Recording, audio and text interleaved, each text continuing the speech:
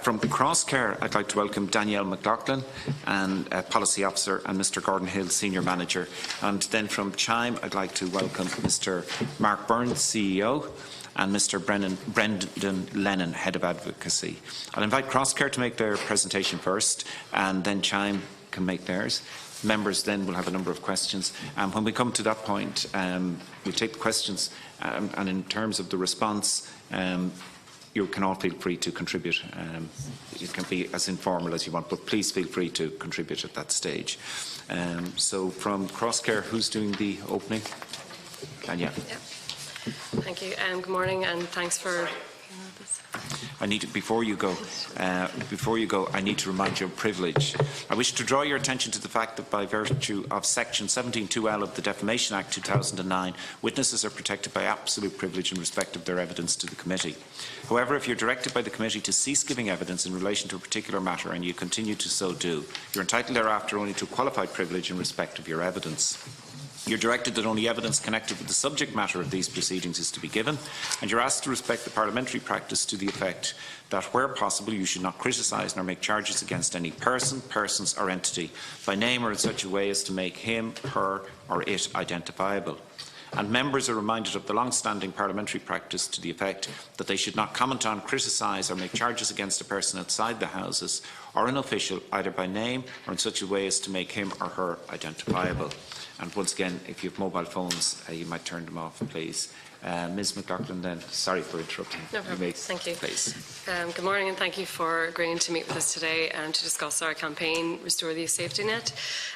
We are here to discuss that we have made recommendations to the Department of Social Protection to restore the full adult rate to job seekers who are disadvantaged young job seekers. I'd like to introduce my colleague Gordon Hill, who is the Senior Manager for Homeless Services in Crosscare, and I'm the Policy Officer with the Crosscare Migrant Project.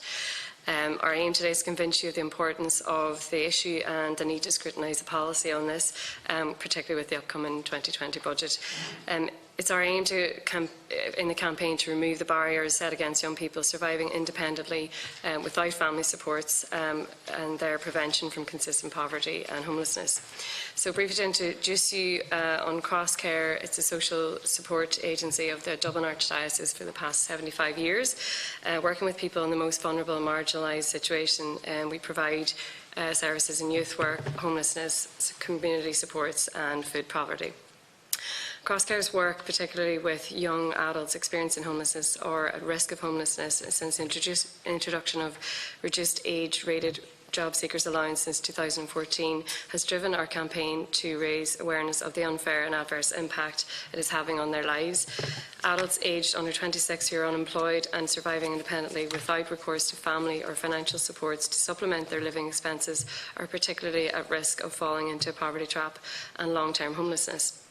The lower rate job seekers currently at €112.70 weekly for adults aged 18 to 24 and €157.80 for adults aged 25 are much too low and unsustainable for young adults who are homeless or living independently and are struggling to access work, training or education.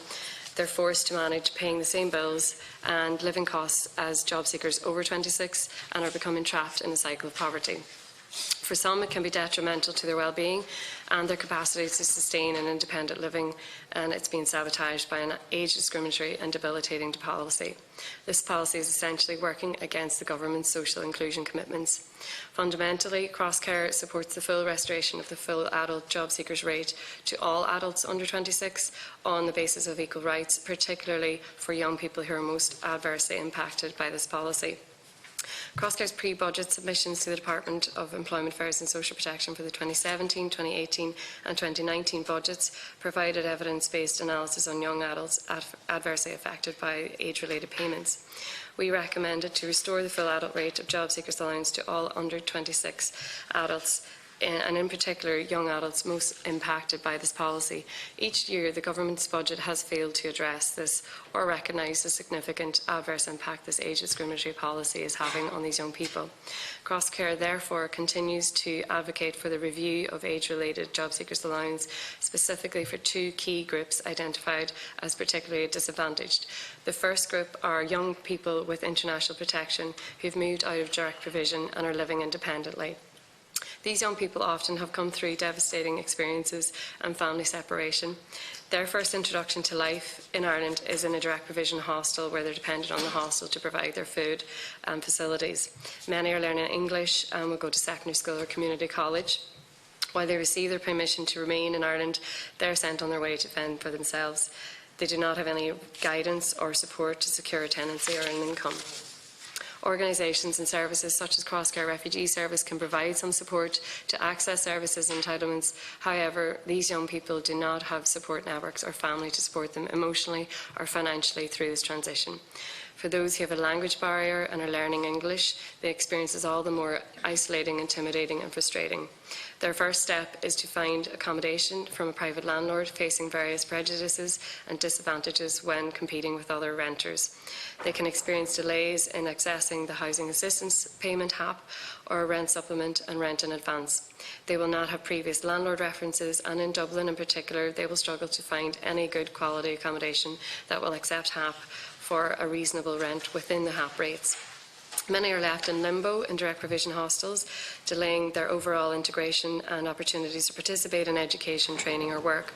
More recently, direct provision accommodation is being closed down in Dublin, and people are being accommodated outside Dublin, further isolating them from the Dublin-based support services such as Crosscare Refugee Service.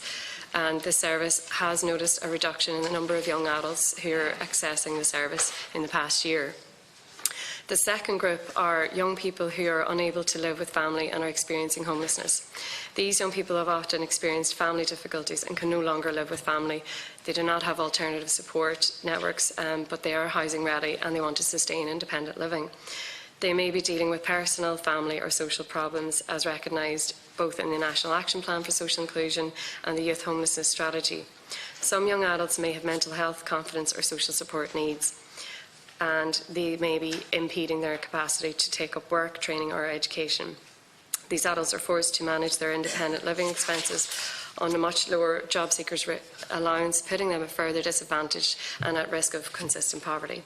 Job seeking supports and training opportunities through in-trio services are designed as activation measures to engage adults under 25 with the aim of ensuring that they are made an offer within 4 months of becoming unemployed.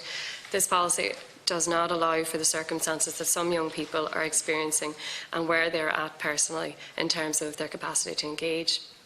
Activation measures are also restricted by age, availability, educational attainment and length of time on social welfare payments.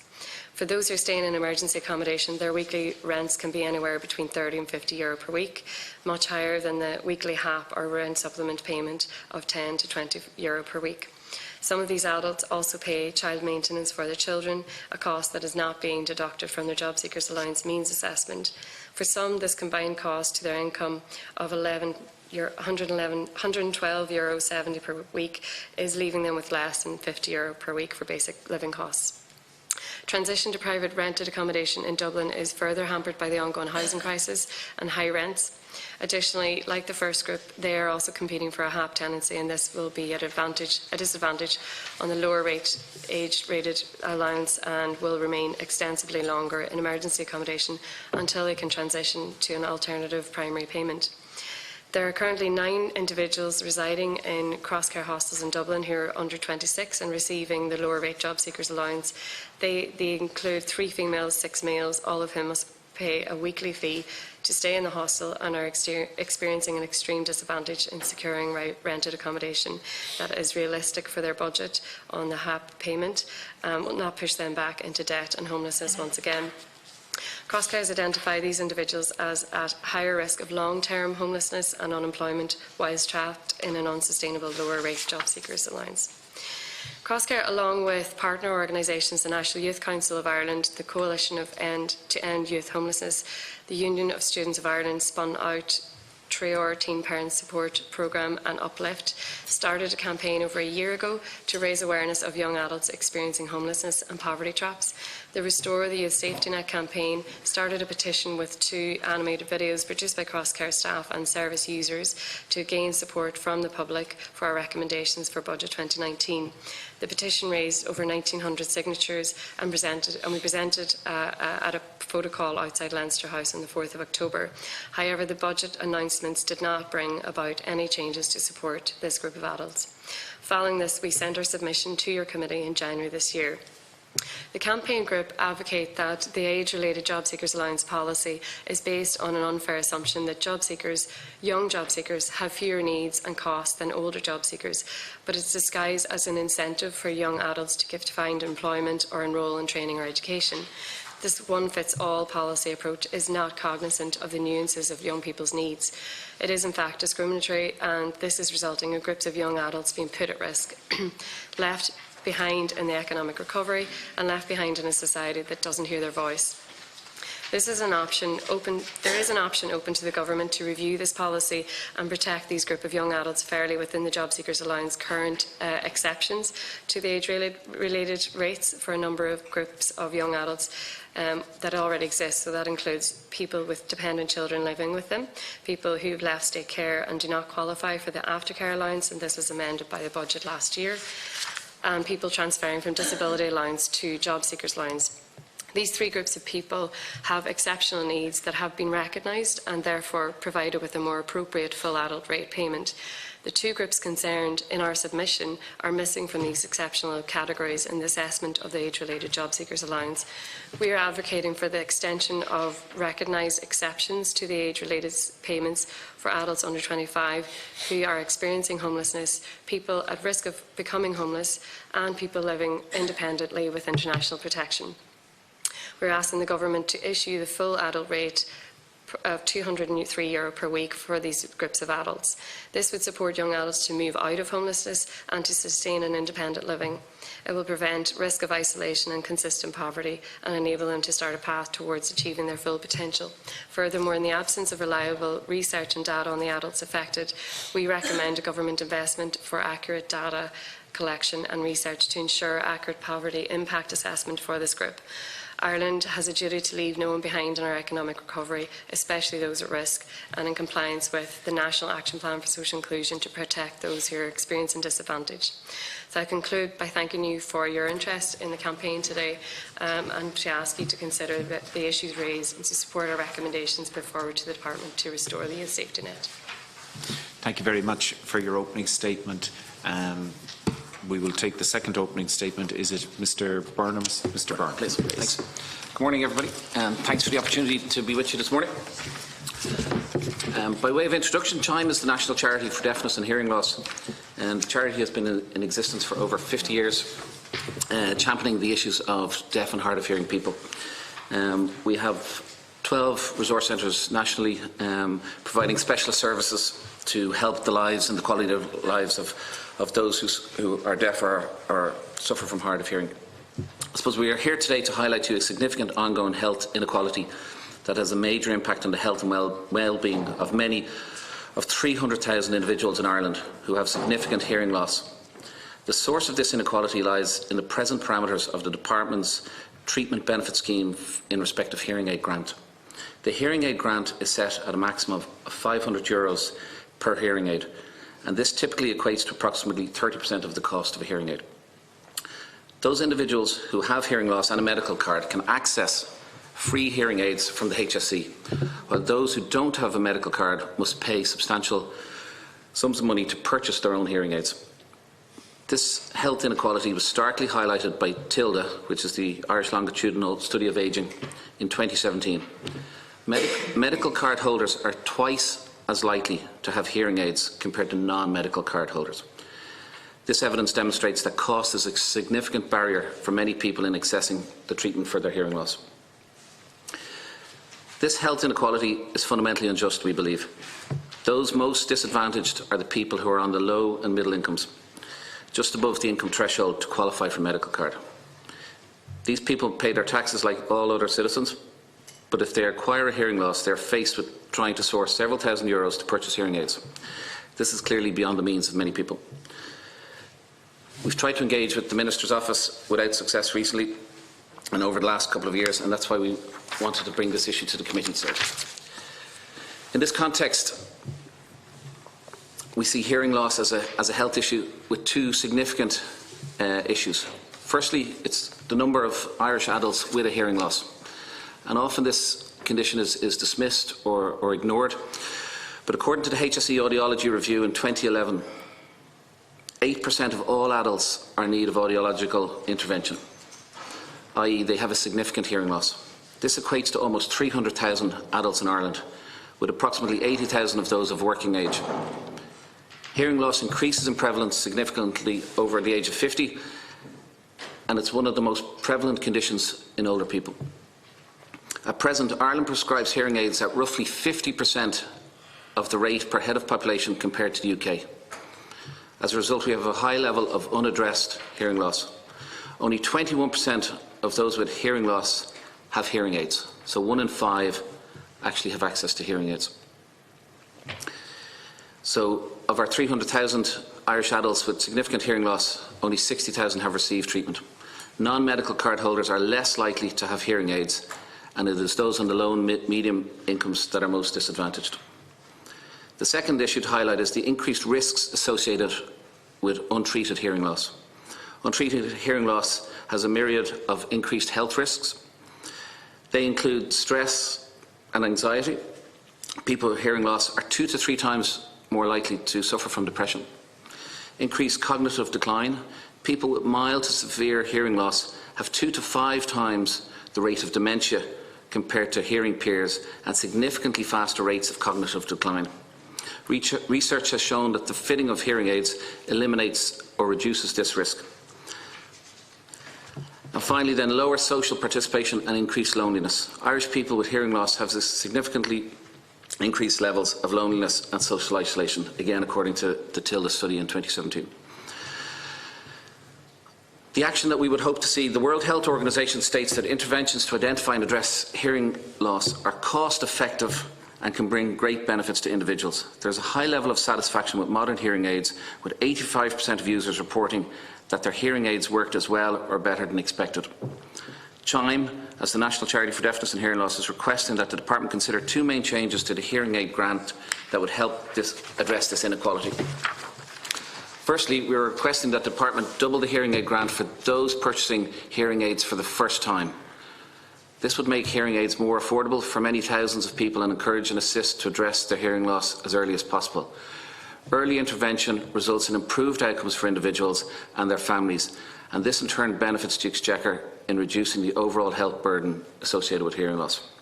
Secondly, we are requesting an increase in the hearing aid grant of 50% for all other claimants, to provide increased assistance to those who need to upgrade their hearing aids periodically, and in recognition that the grant has not been increased for a number of years. So I suppose in conclusion, CHIME believe that there is a significant health matter requiring immediate attention. Hearing loss is a prevalent condition that is impacting on 300,000 individuals and on the population and health generally. We have a very low treatment rate, especially compared to the UK. Those on low and middle incomes we feel are most disadvantaged in the current system, and we would call on the Minister to take concrete action to make the grants more affordable and accessible for these people, and we welcome any assistance the committee might be able to offer in that regard. Thank you. Thank you very much, Mr. Byrne. Just before we go to Deputy O'Dea, Ms McLaughlin, if you have the information, it might be helpful. You talked about 2 specific groups in your presentation. The first group being young people with international protection who moved out of direct provision, and the second group who are unable to live with family, etc. Do you know how many people are involved in those groups? Do you have it? That's a very hard figure to find. We've been looking for those. We have an estimate from figures of people currently in homeless services, and there's a breakdown of under 25s. We don't have the 26 age group, but we do have a number. But it'd be difficult to kind of get a specific on that, and then are you going to share that number with us? Well, okay. Sorry? It's about 903 in 24s, 18 to 24s in homeless services.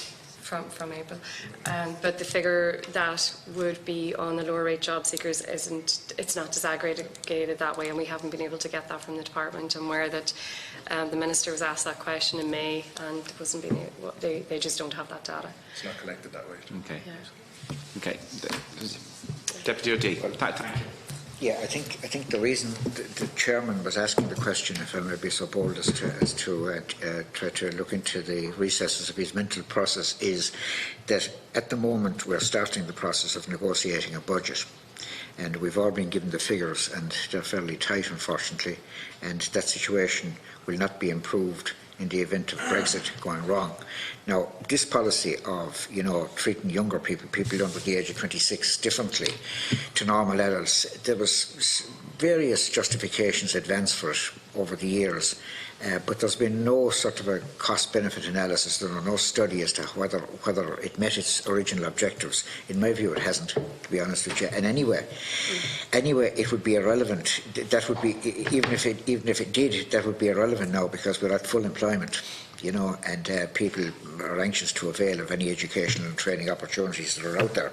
But you see, we'll put forward, naturally, well, that's why we invited you in, we'll put forward your views in relation to, in conjunction with the budget negotiations as part of our talking to the government. But what we have, the first question, of course, we're going to be asked is, how much is this going to cost? I mean, we have a figure for extending, including everybody, extending the full rate to everybody up to the age of 26, removing the discrimination completely.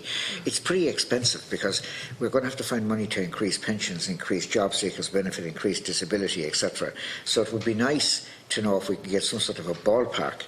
I mean, if we could get some sort of numbers for people that you're trying to accommodate, we'd be able to work it out from there ourselves, because we have the figure, we would have the number for the overall figure of recipients under the age of 26, and it's obviously a percentage. It'll be a percentage of that cost then, so we'll be able to work that out ourselves. We have the National Youth Council of Ireland had an estimate of 29.5 million, I think it was, to restore the full rate. But this group is much smaller. So we were estimating somewhere between 5 and 6 million would easily do it. Yeah. Well, look, if you can give me figures that'll back that up, I'll be only too happy to put forward your case. We were basing that on, if you took the 903 number and the difference between the lower rate and the full rate of the 203 euros, and the actual percentage of people leaving direct provision who are in that age group is much smaller, and then calculate that out over a year. That's fair enough. Well, if you can supply the figures to give us an idea of some sort of cost in it, and if the cost is what you say, we'll have no problem putting it forward. Yeah. Secondly, in relation to Mr. Byrne's submission, again, I'm asking the same question. I mean, you've made, Mr. Byrne, you've made certain recommendations there. Now, it seems to me that we'll say the figures in question wouldn't substantially increase the national debt or affect the debt to GDP ratio in any discernible way. But we would like to have a figure, and some sort of costing, because if you are asking us to put forward certain proposals to the Minister for Finance to compete with all the other proposals he'd be getting in, so we want to know where we stand as regards cost. Certainly we can while working on this, but our best estimates would be to bring us up to the same level of hearing aid usage as the UK would be about 15 to 20 million euros. We would expect that to maybe happen over a period of time. We want to be realistic about this, so our ask would really be somewhere of the tune of 5-7 million in the next year.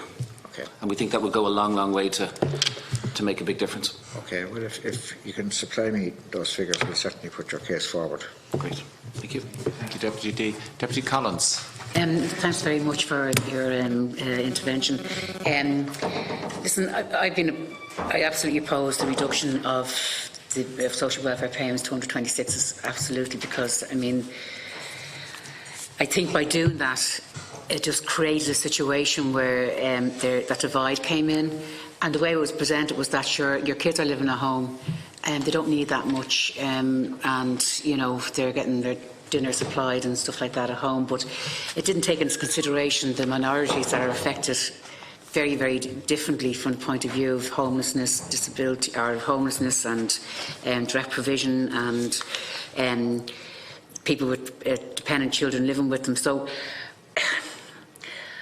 the proposal to advocate the extension of recognised acceptance to the age-related payments, I think, is a good one to put forward, because you're not at this stage saying we want everybody included, but at least include these people, and they can be dealt with. It's sort of a three-stage or three-step effect in relation to bringing it back completely, I would hope. But have you had an opportunity to speak to the Minister about it? You're saying here it could cost 5 to 6 million. That's for the 900, is it? Or is that, yeah? No, that would be included some of the it's very difficult to get the accurate figures, yeah. Deputy, for the direct provision group. But based on the 903 and from April's figures, that's roughly what it would be. It'd be 5 to 6 million. Just, we'd stick on the 903 for one moment. Will you just... Those 903 relate to whom exactly? They would be people between 18 and 24 who are in homeless services at the point where the figure was gathered.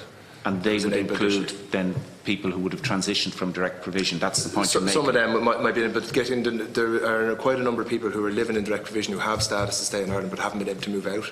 Okay. And it's very difficult. So they have status, but I understand. So that would bring up the figure. That'd be over 900. Trying to get exactly the numbers where that's tricky.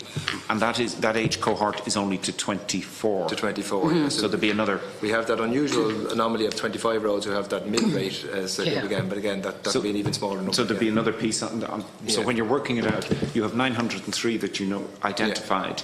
You have some who are in direct provision who have an entitlement, so that would be on top, and you have those who are 25 who weren't accounted in the survey. Yeah, I think their figure is around 800 people in direct provision who have status. So we need to get the number of those 800 who are actually under in that age category. 18 to 25. Will obviously be much smaller again. So again, those figures from people in homeless services are not all on job seekers, so they'd be on various different payments, and some may be working. So again, there needs to be a bit of you might send the clerk a note on those figures as best you can, because sorry, Deputy Collins. Yeah, no, you're okay. I think it's important that we have as much accuracy around that, because what you've asked for very specifically is an incremental approach, and we're trying to tease out what that means, and specifically to make sure we get it right, that we don't leave somebody behind. So the 25-year-olds are those who have an entitlement, who are in direct provision but who have entitlements.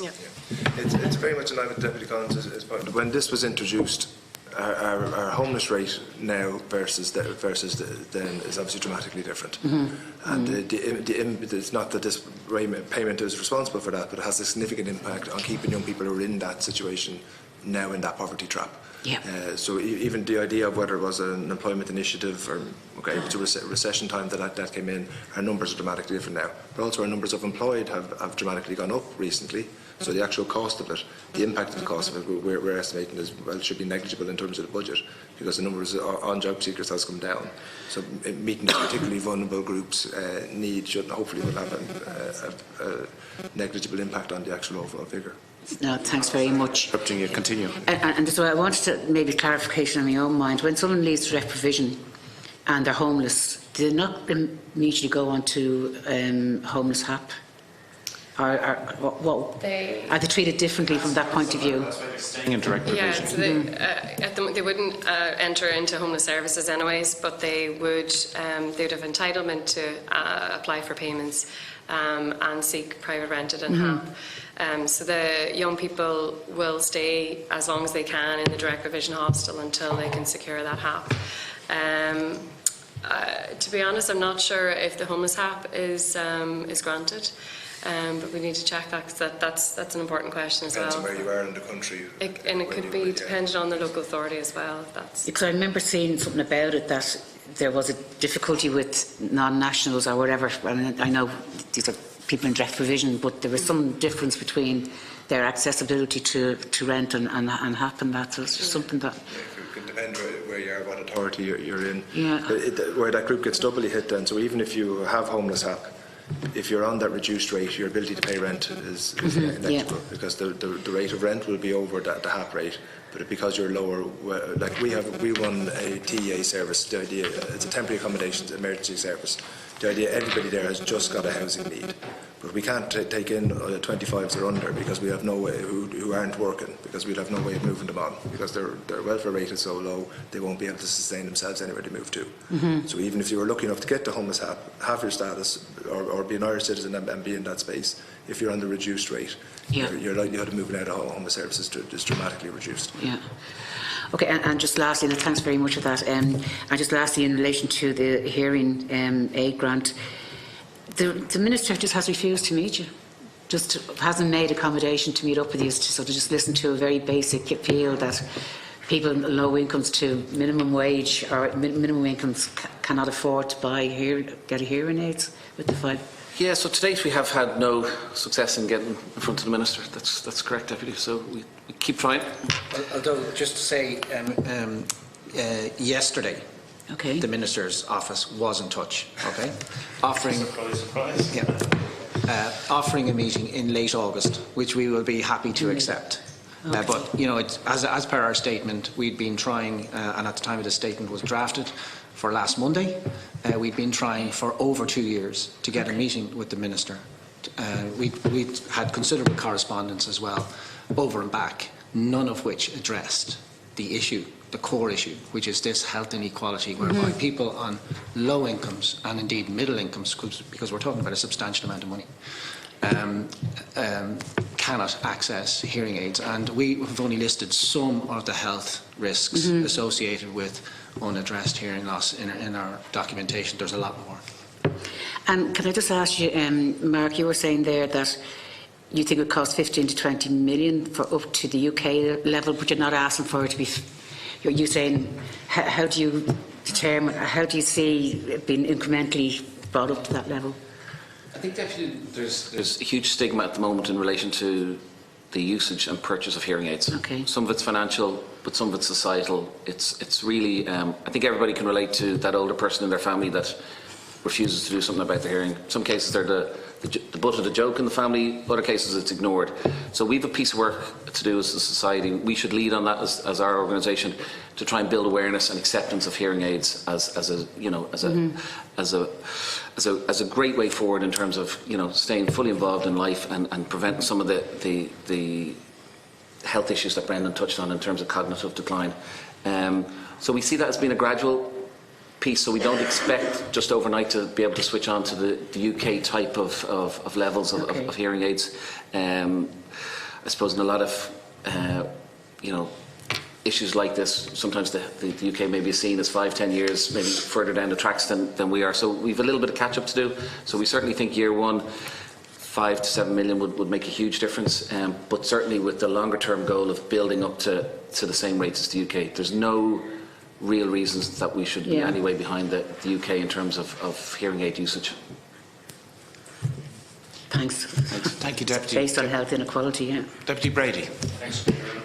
Apologies, I had to fly out there for a couple of minutes, but I've read through all of the opening statements, and to thank yous, both organisations for coming in. I think very, very useful to have yous in. Obviously your asks ahead of the budget.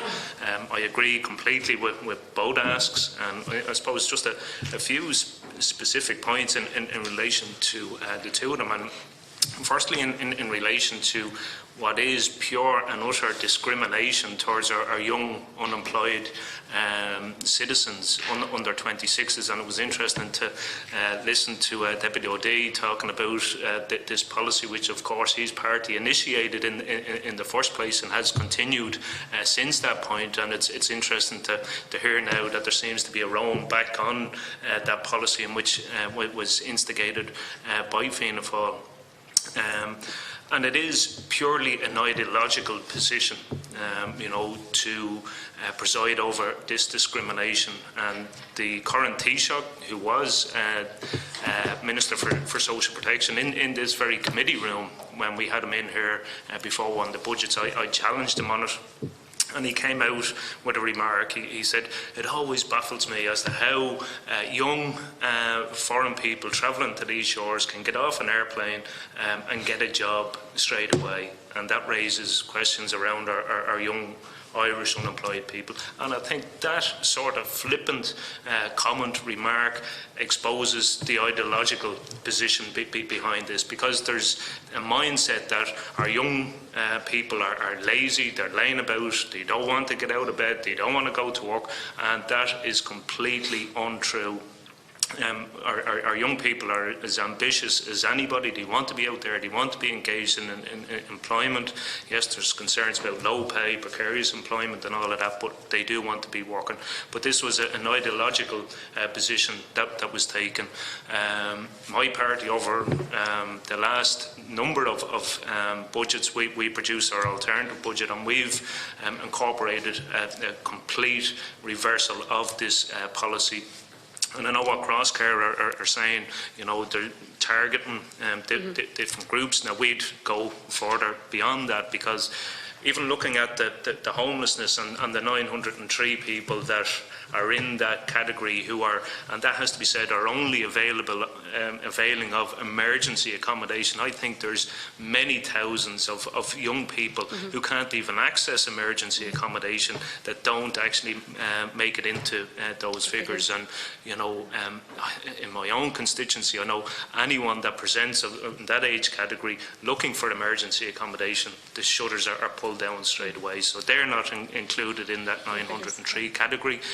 Of course, you have to show that you have a housing need to avail of emergency accommodation, and the policy there now where someone comes out, checks the family home, and if there's a spare bedroom, you know, that in turn will disqualify someone from availing of, you know, I suppose, access to the social housing list, and people are forced in many cases against their will to remain in the family home, not taking on board their personal and individual circumstances, and they don't appear in that category, but they're expected to live on, you know, a reduced payment. And unfortunately, what we've seen over the last number of budgets, we've seen that gap widen. You know, this kind of fiver for all, bar our young unemployed people. So the gap is getting wider and wider. So I suppose, you know, we would like to see it going further. You know, it was interesting. I met with St Vincent de Paul yesterday on one of their budget asks, and we know the fantastic work that Vincent de Paul do, like all groups looking after some of our most vulnerable people in the state. One of their asks is the reversal of you know, this discriminatory policy. So, you know, I welcome the campaign, the focus that is being put on the issue. You know, some very, very reputable organisations out there working with very, very vulnerable people, and it's important that, you know, this message is listened to by government. But unfortunately, if that mindset continues that, you know, Leo Varadkar had, you know, and it is an ideological position, you know, I think it's going to be a battle. But you have my total support, you have my party's total support, and, you know, I think the campaign has to continue, because it's forcing people into precarious situations, not taking on board their mental state, their own personal I suppose circumstances, and forcing and compounding people into homelessness, and all of the stats are there. Just in relation to Chime, and just to welcome Mark and Brendan in this morning, and I know I've met Brendan previously, and I was blown away by a lot of the facts that you presented me, Brendan, to be quite honest, you know, and I didn't see the correlation there between hearing and even dementia, and I don't know whether you could even touch on that now, because I think that was an important thing, that, you know, people, not only are they forced into social isolation through no fault of their own because of the costs incurred for getting hearing aids, you know, the impact it's having on the individual, isolation, social isolation, and, you know, dementia, the early onset of dementia as well, which I was absolutely blown away with. Just a few specific questions. We know the cost, and, you know, the 500 per hearing aid grant that is available. Apart from cost, I mean, are there any other reasons why someone might not want to go and get a hearing aid or get tested? And I suppose how long do people typically delay in addressing hearing problems? And I know even from my own personal experience, I know people who put off for a long time even going to get their hearing checked, when it was quite clear that there was serious issues there.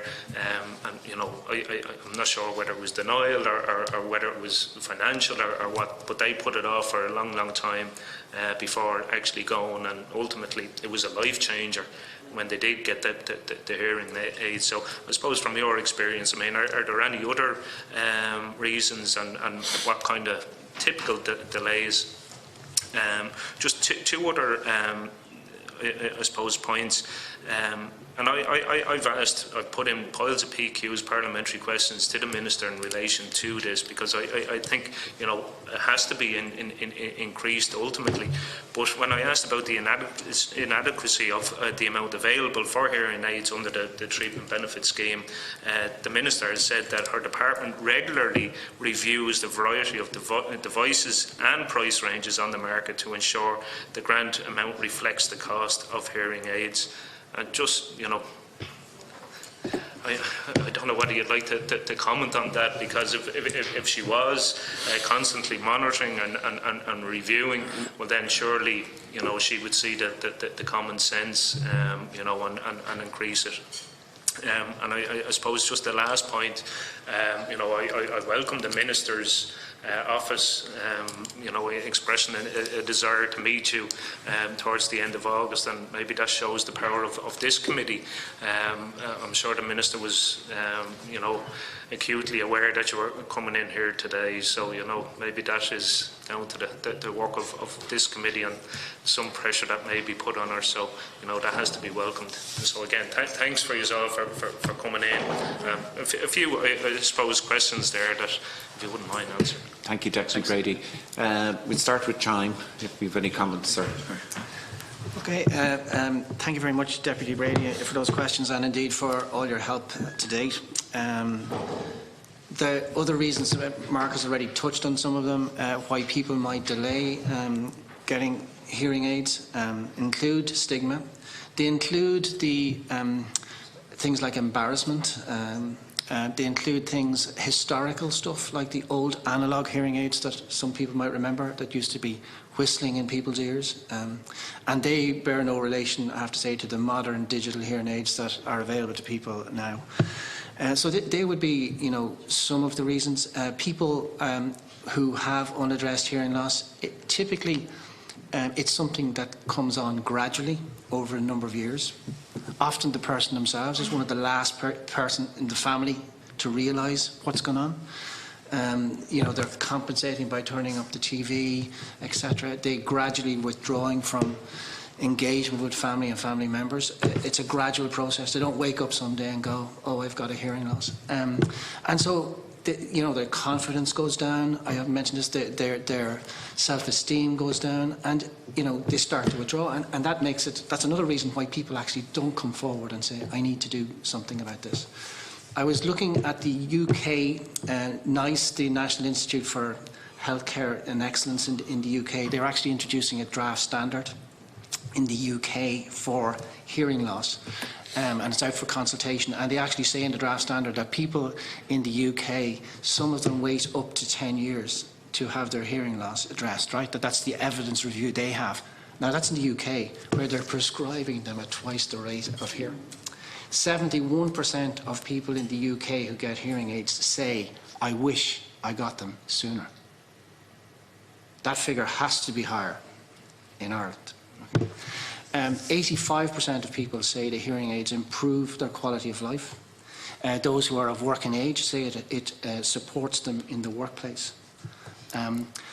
But I would say those figures might actually be lower in Ireland in terms of satisfaction when people get hearing aids, because the longer you delay, the longer you leave it, the more difficult it is to adjust to actually getting hearing aids and wearing them. It's not the same as putting on a pair of glasses. So this is why, you know, the issues that we talked about, during those years of unaddressed hearing loss, a lot of things are probably happening. Emotional, anxiety, frustration, and all of that, which is leading to things like clinical depression in some instances, 2 to 3 times the rate of clinical depression. Although many people who get hearing loss won't actually develop dementia, full-blown dementia, it's more like 10 or 11% of people with hearing loss. A lot will develop a gradual decline, which means they're not as alert, they're not as engaged as they otherwise would be if they had those hearing aids. So that's the value of providing people with this, people with hearing aids, so that they, as I say, they continue to function as independent, confident adults, and not to withdraw, as we know at family events or whatever, we'd see people sitting in the corner, etc. You mentioned the Minister has actually said in correspondence that she regularly reviews the scheme. There's been no change in the scheme for quite a number of years. So in terms of the level of the grant, though I would say that in 2017 the Minister extended that treatment benefit scheme to self-employed people. And in that year there was a 25% increase in the number of claimants, which the Department itself, probably rightly, attributed to the scheme being extended to self-employed people. Again, I would say those self-employed people who availed of the scheme are likely to be self-employed people who have reasonably good standard of the income, and not those self-employed people who might be on 30, 40 kind of €1,000, because to try and find that additional cost is not doable at that low levels of income. I hope I've answered most of your questions there. Can I ask you a question, please, to follow on just specifically in terms of the review? You made the point that the grant has remained the same. Has the cost varied in of the hearing aid with changes in technology? Either has it gone up or down, or the grant has been the same, but has the cost of the hearing aid changed? In broad terms, we would say no. Certainly, there might be some changes in terms of the very upper end. If you go for the very most sophisticated hearing aids, when they come out first, they typically have a premium price. But for the vast majority of people who would be availing of hearing aids, the core cost at over the recent years has remained largely the same. Do I take it from the submission that hearing aids are typically 1,500 to 2,000? When you said 30% was 500. Yeah. Correct. Yeah. Just because I don't know. I'm just. Yeah. And finally, just as I have these figures in my own mind, I go and I buy a hearing aid for 1,500 and I get a grant of 500. The 1,000. Am I entitled to tax rebate on that? Do you know? Yes, if you would be entitled to do that, but again, that's something you can't do until the following year. So you're still faced with the issue of, having that payment up front. And for more than 90% of people, there are some people who have unilateral hearing loss. In other words, a hearing loss in one ear. They're, a minority. They're less, around 10% of claimants would be looking for one hearing aid. In some instances, because they can't afford a second. But not, 90% of people who have this type of, hearing loss, it's bilateral. It's both ears, and you need 2 hearing aids. So it's $3,000. Yeah. Pardon? They need $3,000, 3,000. Yes. Cost. Yes. And they get a grant of 500. They could get a grant, sorry, of 500 per hearing aid. Per hearing aid. Yes. So they pay 2,000. Yes. Okay. And as I say, and the only reason I was querying the figures, is to understand the net.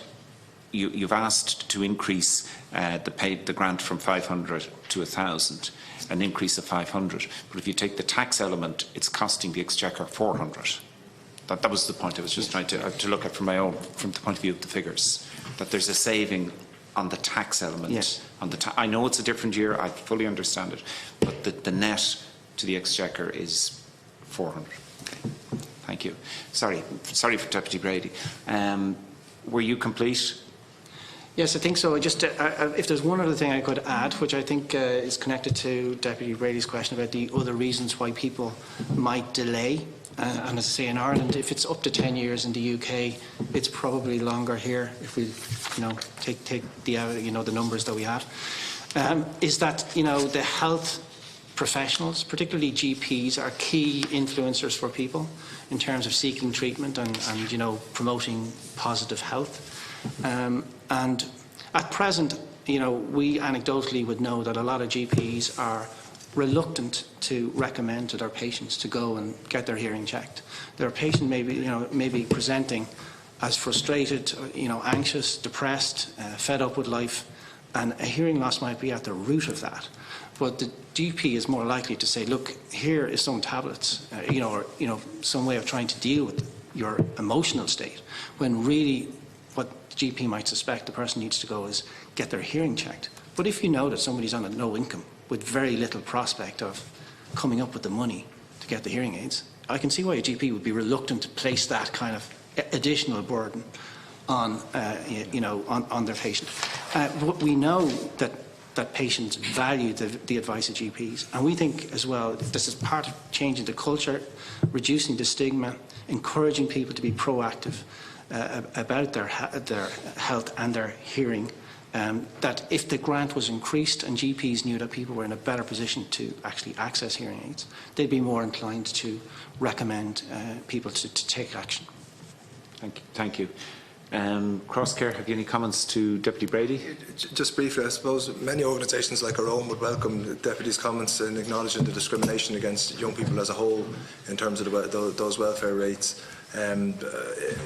The likes of ourselves, Crosscare, the National Youth Council, the Coalition Against Youth Homelessness, I suppose, in looking at this, we were acknowledging that's unlikely to change in one budget in peace, and within that, the probably unintended consequences of the level of impact that the rate cut has had on these two particular groups is why we focus on those especially. But we agree in the overall sense of the discrimination against that particular age group. But this group is just so vulnerable, and that the poverty trap is pretty harsh to get out of when they're stuck in it. So that's why we were focusing in particular on this much lower cost but much higher outcome for the young people involved in our space. Our own youth services would regularly meet the kind of young people who are couch surfing or haven't ended up in the system yet that you were describing. So we're very much aware of the impact had on all those young people too. So thank you. Okay. Thank you very much, Mr. Hill. Just before we conclude, Mr. Lennon and Mr. Byrne, thank you for your attendance, and good luck with your meeting with the Minister in due course. After a couple of years waiting, I'm delighted to hear that you got notification of it. Well done. Mr. Hill in particular, if there are any further figures that, in terms of the numbers that we were talking about earlier on, you might send them to the committee at your earliest convenience. We'd appreciate that. Mr. Hill, Ms. McLaughlin, Mr. Lennon, Mr. Byrne, thank you for your attendance today and your opening statements. As there is no further business, the committee will stand adjourned until 12:30 p.m. on Tuesday, the 9th of July.